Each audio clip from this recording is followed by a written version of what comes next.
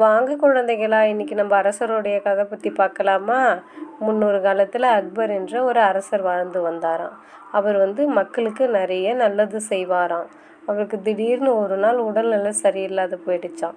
உடல்நல சரியில்லாத போய் படுத்த படுக்கையாக நோய்வாய்ப்பட்டு இருந்தாராம். அவரை பார்க்க நிறைய பிரமுகர்கள்லாம் வருவாங்களாம்.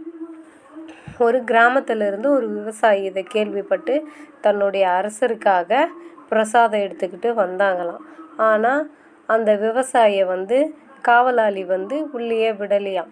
அந்த காவலாளோட பேச்சை மீறியும் அந்த விவசாயி அரசருடைய ரூமுக்கு வந்துட்டாராம்.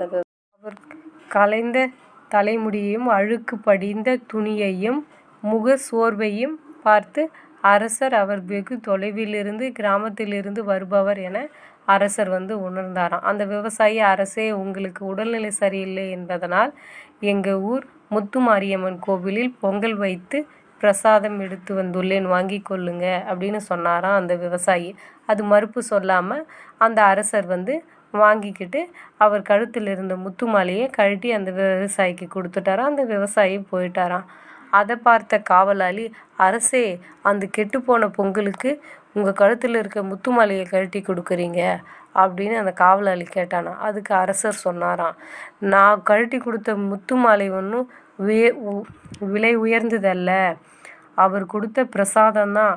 அவர் அந்த பிரசாதம் கெட்டு போயிருந்தாலும் ஒரு வாரம் நடந்து அவருடைய கள்ளம் கபடமற்ற அந்த குணத்திற்கு என்னுடைய முத்து மாலை ஒன்றும் பெருசில்லை.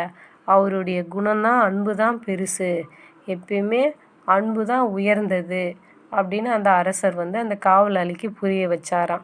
பாய் குட்டீஸ்.